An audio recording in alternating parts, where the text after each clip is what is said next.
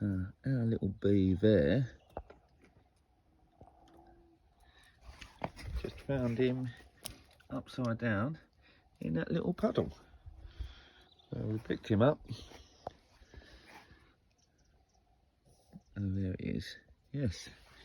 Because Bobby and Maggie do have a tendency to chew and test with their mouth anything.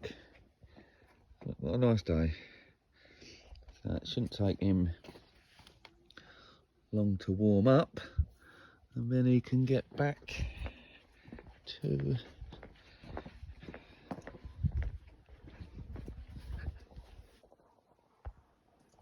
up there.